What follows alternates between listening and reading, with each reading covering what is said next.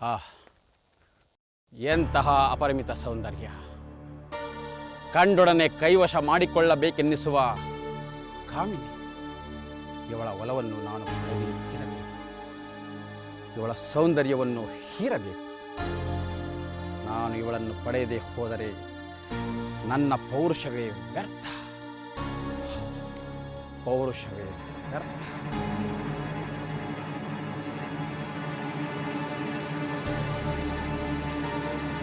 ತ್ರಿಲೋಕ ಸುಂದರಿ, ಈ ನಿನ್ನ ಅನುಪಮವಾದ ಚಿರುವಿಗೆ ಮನಸೋತಿದ್ದಾನೆ ಈ ಪರಾಕ್ರಮಿಯಾದ ಸಾಂಬ. ನಿನ್ನ ಇಷ್ಟಾರ್ಥಗಳೆಲ್ಲವನ್ನು ನೆರವೇರಿಸುತ್ತೇನೆ. ನನ್ನ ವಿರಹದುರಿಯನ್ನು ನಿವಾರಿಸು. ಲೋಕದ ಎಲ್ಲ ಭಾಗ್ಯಗಳು ನಿನ್ನದಾಗುವುದು. ಕಣ್ತೆರೆದು ನೋಡು, ಮಾತನಾಡು. ನಿನ್ನ ವ್ಯರ್ಥ ಆಲಾಪಗಳನ್ನು ಬಿಡು ಮನುಷ್ಯನೇ. ಏಕೆಂದರೆ ನಾನೀಗಾಗಲೇ ಮಾನಸಿಕವಾಗಿ ಒಬ್ಬ ಮಹಾಪುರುಷನನ್ನು ವರಿಸಿದ್ದಾಗಿದೆ. ಆತನನ್ನು ಪ್ರತ್ಯಕ್ಷವಾಗಿ ವರಿಸಲೆಂದು ತಪಸ್ಸು ಮಾಡುತ್ತಿದ್ದೇನೆ. ಸುಂದರಿ, ನೀನಿನ್ನೂ ಕನ್ನಿಕೆ. ನೀನು ಇಷ್ಟಪಡುವವರ ಪ್ರತ್ಯಕ್ಷನಾಗುತ್ತಾನೋ ಇಲ್ಲವೋ? ಅವನು ಪ್ರತ್ಯಕ್ಷನಾದರೂ ನಿನ್ನನ್ನು ಒಲಿಯುತ್ತಾನೋ ಇಲ್ಲವೋ? ನಿನ್ನನ್ನು ಪ್ರತ್ಯಕ್ಷವಾಗಿ ಇಷ್ಟಪಡುತ್ತಾನೆ ಈ ಸಾಂಬ. ಕಣ್ಣಿಗೆ ಕಾಣದ ದೈವಕ್ಕಿಂತ ಕಣ್ಣೆದುರುಗಿರುವ ಭೂತವೇ ವಾಸಿಯಂತೆ. ಈ ಅಕಾಲಿಕ ತಪಸ್ಸಿನಿಂದ ಈ ನಿನ್ನ ಮನೋಹರವಾದ ಯೌವನವನ್ನು ಹಾಳು ಮಾಡಿಕೊಳ್ಳಬೇಕು. ಬಾ ಸುಂದರಿ, ನನ್ನನ್ನು ಒರಿಸು. ಒಂಟಿಯಾಗಿ ತಪಸ್ಸಿಗೆ ಕುಳಿತಿರುವ ಕನ್ಯೆಯನ್ನು ವರಿಸು ಎಂದು ಪೀಡಿಸುವ ನಿನಗೆ ಸಜ್ಜನ ಸಭ್ಯ ಸಂಸ್ಕೃತಿಯ ಅರಿವಿಲ್ಲವೆಂದು ಕಾಣುತ್ತದೆ. ನಿನ್ನ ಇಂತಹ ನಡವಳಿಕೆಯಿಂದ ಯಾವ ಹೆಣ್ಣಿನ ಗೌರವಕ್ಕೂ ಪಾತ್ರನಾಗುವುದಿಲ್ಲ. ದಯಮಾಡಿ ನನ್ನ ತಪಸ್ಸಿಗೆ ತೊಡಕಾಗದಂತೆ ಇಲ್ಲಿಂದ ತೆರಳು. ಭಲೆ ಭಲೆ ಸುಂದರಿ, ನಿನ್ನ ಮಾತಿನಿಂದ ನನಗೆ ನಿನ್ನ ಬಗ್ಗೆ ಮೋಹದ ಜೊತೆಗೆ ಗೌರವವೂ ಉಂಟಾಗಿದೆ. ವಿಶ್ವಾಮಿತ್ರ ಮುಂತಾದ ಮಹಾಮುನಿಗಳನ್ನು ಹೆಣ್ಣು ತಪಸ್ಸು ಭಂಗ ಮಾಡಿ ಪ್ರಣಯ ಭಿಕ್ಷೆಯನ್ನು ಬೇಡಿ ಅವರು ತಪಸ್ಸನ್ನು ಬಿಟ್ಟು ಪ್ರಣಯ ಭೋಗಿಗಳಾಗಿದ್ದು ಪರಂಪರೆಯೇ ನಿಜವಾದರೆ, ನೀನು ತಪಸ್ಸಿನಲ್ಲಿರುವಾಗ ನಾನು ನಿನ್ನ ಪ್ರೇಮ ಭಿಕ್ಷೆಯನ್ನು ಬೇಡುವುದು ಸರಿಯಷ್ಟೇ? ಅದಿರಲಿ, ನಾನು ನಿಮ್ಮ ತಂದೆಯವರ ಬಳಿ ಹೋಗಿ ನಿಮ್ಮ ಭಾವನೆಗಳನ್ನು ಗೌರವಿಸಿ ಸಂಪ್ರದಾಯ ಮರ್ಯಾದೆ ಎಂದು ತಿಳಿದುಕೊಂಡು ನಿಮ್ಮ ತಂದೆಯವರಲ್ಲಿ ಕನ್ಯಾದಾನವನ್ನು ಪಡೆಯುತ್ತೇನೆ. ನಂತರ ನೀನು ಸುಸಂಸ್ಕೃತ ತಂದೆಯ ಮಗಳಾಗಿ ನನ್ನನ್ನು ವರಿಸುವೆಯಂತೆ. ಬರುತ್ತೇನೆ ದೇವಿ, ಬರುತ್ತೇನೆ.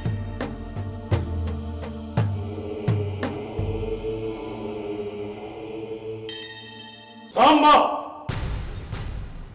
ನನ್ನ ಮಗಳ ಇಚ್ಛೆಗೆ ವಿರುದ್ಧವಾಗಿ ಬೇರೆ ಯಾರಿಗೂ ಸಹ ಅವಳನ್ನು ಮದುವೆ ಮಾಡಿಕೊಳ್ಳುವ ಮಾತೇ ಇಲ್ಲ. ಅವಳು ಯಾರನ್ನು ವರಿಸಬೇಕೆಂದು ಸಂಕಲ್ಪ ಮಾಡಿದ್ದಾಳೆಯೋ ಅವರನ್ನು ತಪಸ್ಸಿನಿಂದ ಒಲಿಸಿಕೊಳ್ಳಲು ಸಹಾಯ ಮಾಡುವುದೇ ಹೊರತು ಬೇರೆ ಯಾವ ಪುರುಷನನ್ನು ವರಿಸು ಎಂದು ನಾನು ಅವಳಿಗೆ ಹೇಳಲಾರೆ. ಮಹಾರಾಜ, ಚಿಕ್ಕವರು ಅವಿವೇಕದಿಂದ ಕೈಗೊಂಡ ನಿರ್ಧಾರವನ್ನು ಹಿರಿಯರಾದ ನೀವು ಸರಿಪಡಿಸಬೇಕೇ ಹೊರತು ಅವರ ಅವಿವೇಕಕ್ಕೆ ನೀರೆರೆಯಬಾರದು. ಮರಳುಗಾಡಿನ ಮರೀಚಿಕೆಯನ್ನು ನೀರೆಂದು ಹಿಡಿಯಲು ಹೋದ ಭ್ರಮಾಧೀರರಿಗೆ ಹಿರಿಯರಾದ ನೀವು ಮಾರ್ಗದರ್ಶನ ನೀಡಿ ಅವರಿಗೆ ನಿಜವಾದ ಚೆಂದವನ್ನು ತೋರುವುದು ನಿಮ್ಮ ಧರ್ಮ ಹಾಗೂ ಕರ್ತವ್ಯವಲ್ಲವೇ? ಸಾಂಬ, ನನಗೆ ಕರ್ತವ್ಯವನ್ನಾಗಲಿ ಧರ್ಮವನ್ನಾಗಲಿ ಬೋಧಿಸುವ ಉದ್ಧಡತನ ಮಾಡಬೇಡ. ನನ್ನ ಮಗಳು ಮರಳುಗಾಡಿನಲ್ಲಿಯೂ ಇಲ್ಲ, ಮೃಗ ಜಲದ ಭ್ರಮೆಯ ಒಳಗಾಗಿಯೂ ಇಲ್ಲ.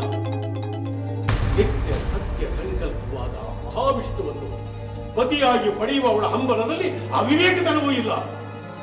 ನಾನದನ್ನು ತಪ್ಪಿಸಿ ಬೇರೆ ಮಾರ್ಗದರ್ಶನ ಮಾಡುವ ಅವಶ್ಯಕತೆ ಇಲ್ಲ.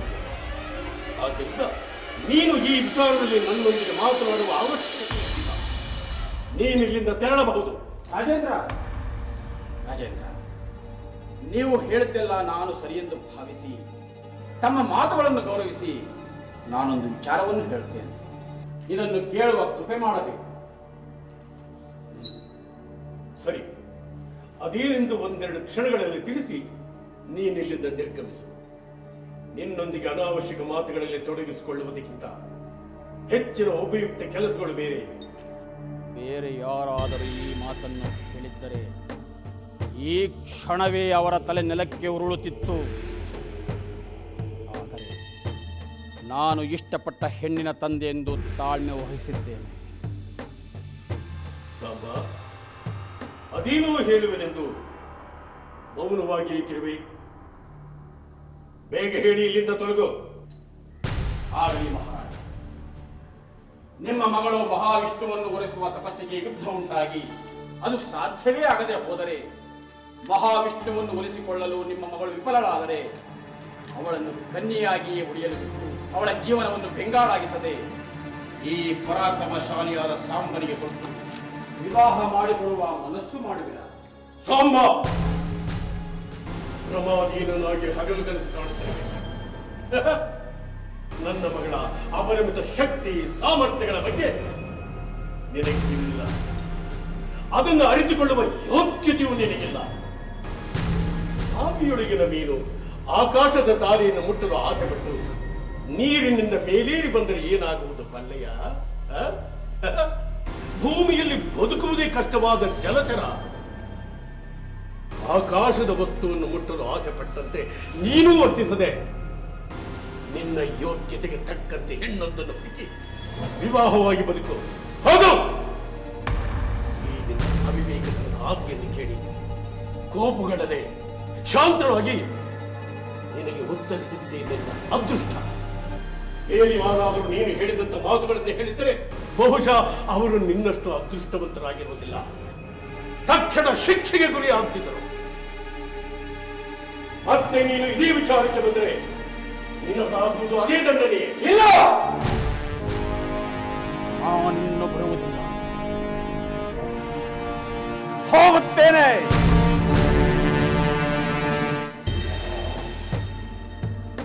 ನನಗೆ ದಂಡನೆ ಕೊಡುವೆನೆಂದು ಹೆದರಿಸುವೆಯ? ನಿನ್ನ ಮಗಳನ್ನು ಹೇಗೆ ಪಡೆಯಬೇಕೆಂಬುದು ನನಗೆ ಗೊತ್ತಿದೆ. ಇನ್ನು ಅದೇ ಸರಿ.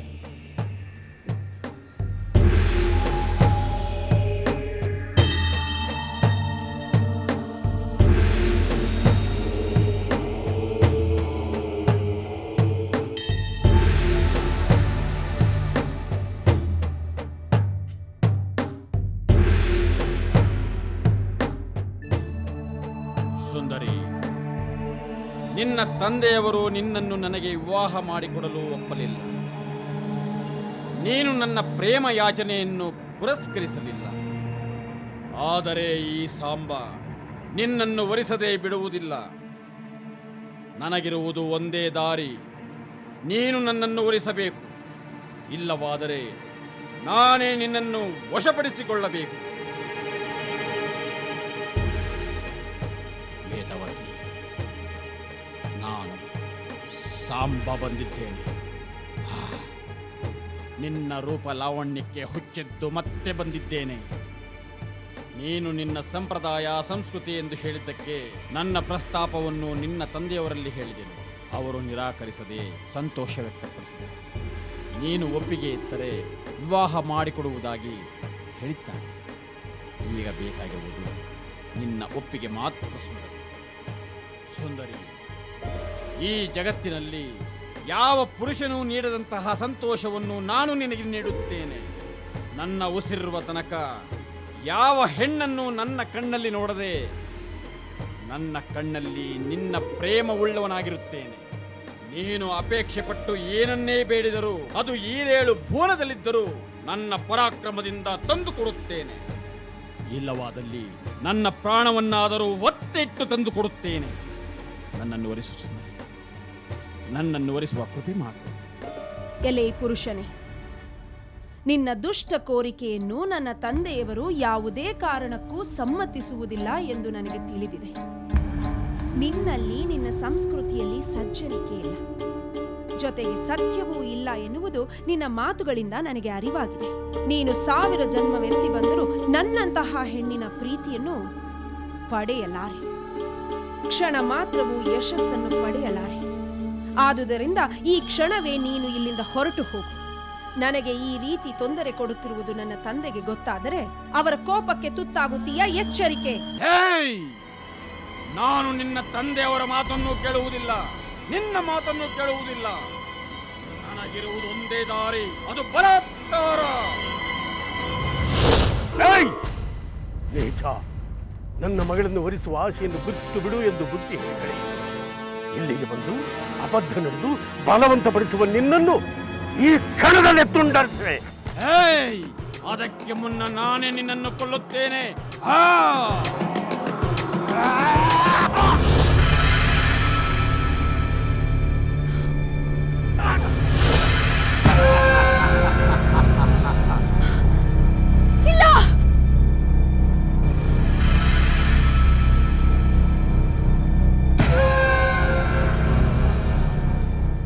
ತಂದೆಯವರೇ,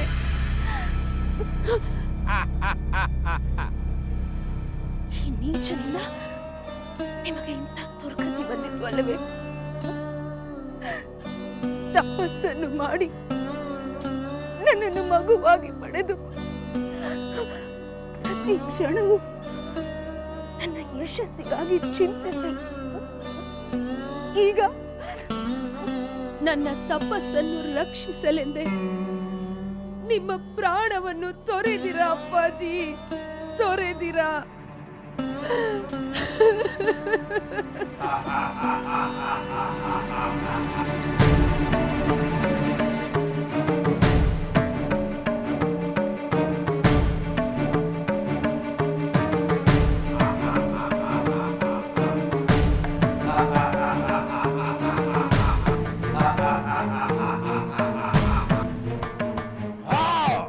ಪ್ರಾಣವನ್ನು ತೊರೆಯಲೇಬೇಕು.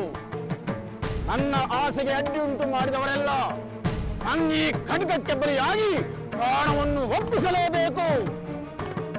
ಸುಂದರಿ, ನಾನು ನಿನ್ನನ್ನು ಅಗ್ನಿ ಸಾಕ್ಷಿಯಾಗಿ ವಿವಾಹವಾಗಲು ಬಯಸಿದೆ. ನಿನ್ನ ತಂದೆಯ ನಿರಾಕರಣೆಯಿಂದ ಅಸಾಧ್ಯವೆನಿಸಿತು. ಗಂಧರ್ವ ವಿವಾಹವಾಗಲು ಬಯಸಿದೆ. ನಿನ್ನ ನಿರಾಕರಣೆಯಿಂದ ಅದೂ ಅಸಾಧ್ಯವೆನಿಸಿತು. ಈಗ ನಿನ್ನ ತಂದೆಯನ್ನು ಕೊಂದು ರಾಕ್ಷಸ ವಿವಾಹವಾಗುತ್ತೇನೆ. ಪಾವನರನ್ನು ಪತಿತರನ್ನಾಗಿ ಮಾಡಿದ ಪಾಪಿಯೇ ನೀನು.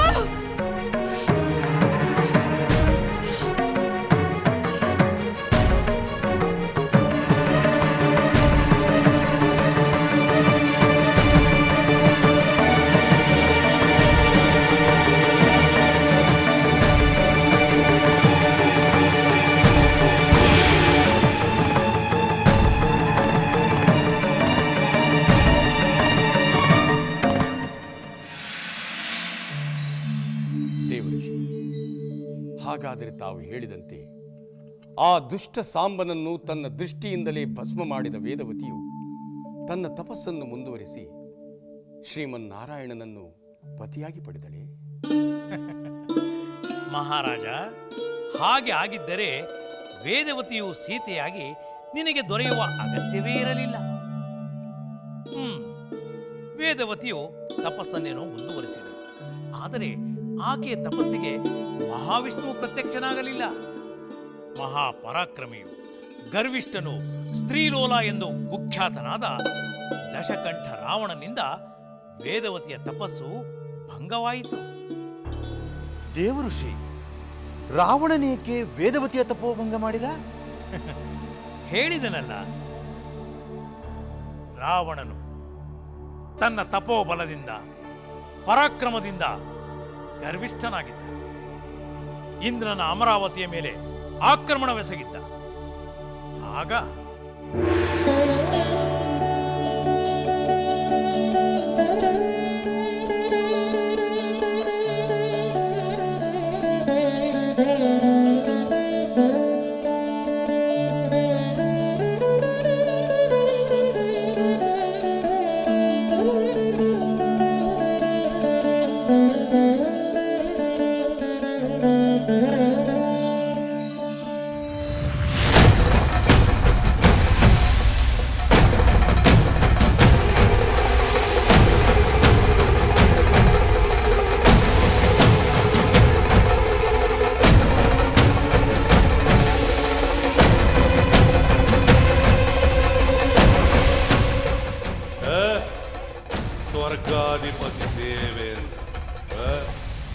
ರಾವಣನೊಡನೆ ಯುದ್ಧಕ್ಕೆ ಸಿದ್ಧನಾಗಿ ಈಗ ಸೋತ ಇಲಿಯಂತಾಗಿರುವೆಯಾ? ಈ ಸ್ವರ್ಗವನ್ನು ನನಗೊಪ್ಪಿಸಿ ಶರಣಾಗಿ ನನ್ನ ಆಜ್ಞೆಯನ್ನು ಪಾಲಿಸಿದರೆ ನೀನು ಬದುಕುಳಿಯುವೆ. ಮಿತ್ರ ರಾವಣ, ಮುಚ್ಚು ಬಾಯ್. ನೀವೆಂದಿಗೂ ನನ್ನ ಮಿತ್ರರಾಗಲು ಸಾಧ್ಯವಿಲ್ಲ. ಆ ವಿಷ್ಣುವನ್ನು ಆಶ್ರಯಿಸಿ ಅವನನ್ನು ಸಿಂಹವಾಗಿಸಿ, ಹಂದಿಯಾಗಿಸಿ, ವಾಮನನಾಗಿಸಿ ನಿಮ್ಮನ್ನು ಸೋಲಿಸಿದವರನ್ನು ವಂಚನೆಯಿಂದ ಕೊಲ್ಲುವ ಕುತಂತ್ರಿಗಳು ನೀವು. ಬಲದಲ್ಲಿ ಪರಾಕ್ರಮದಲ್ಲಿ ನಿಮಗಿಂತ ಪೌರುಷವಂತರಾದ ನಮ್ಮಂತ ಪರಾಕ್ರಮಿಗಳಿಗೆ ನೀವೆಂದಿಗೂ ಮಿತ್ರರಾಗಲು ಸಾಧ್ಯವೇ ಇಲ್ಲ.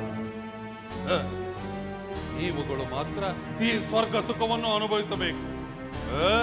ನಿಮಗಿಂತ ವೀರರು ನಿಮ್ಮ ದಾಸಾನುದಾಸರಾಗಿ ನಿಮ್ಮ ಸೇವೆ ಮಾಡಬೇಕು.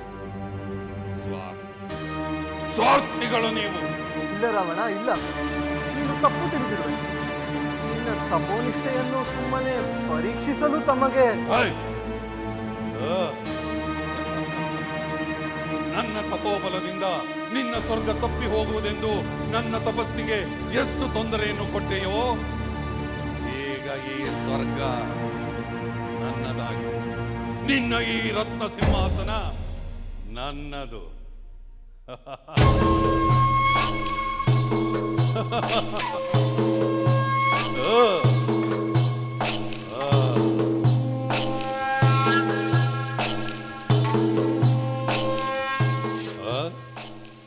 ನೂತನ ಸ್ವರ್ಗಾಧೀಶ ರಾವಣೇಶ್ವರನ ಸಿಂಹಾಸನಾರೋಹಣಕ್ಕೆ ಜೈಕಾರ ಮಾಡುವುದಿಲ್ಲವೇ? ಸ್ವರ್ಗಾಧೀಶ್ವರ ರಾವಣೇಶ್ವರನಿಗೆ ಜಯವಾಗಲಿ. ಸ್ವರ್ಗಾಧೀಶ ರಾವಣೇಶ್ವರನಿಗೆ ಜಯವಾಗಲಿ. ಸ್ವರ್ಗಾಧೀಶ ರಾವಣೇಶ್ವರನಿಗೆ ಜಯವಾಗಲಿ. ಸ್ವರ್ಗಾಧೀಶ ರಾವಣೇಶ್ವರನಿಗೆ ಜಯವಾಗಲಿ.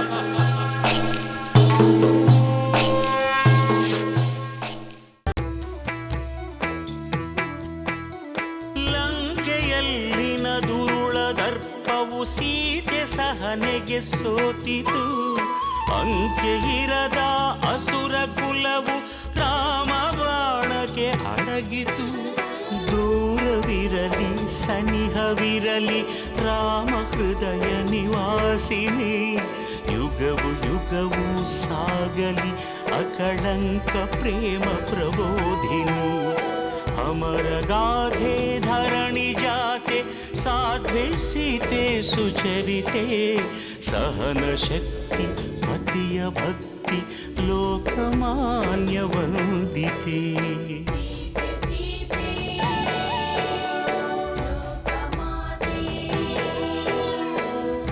ರಾಮ ಹೃದಯ ನಿವಾಸಿನಿ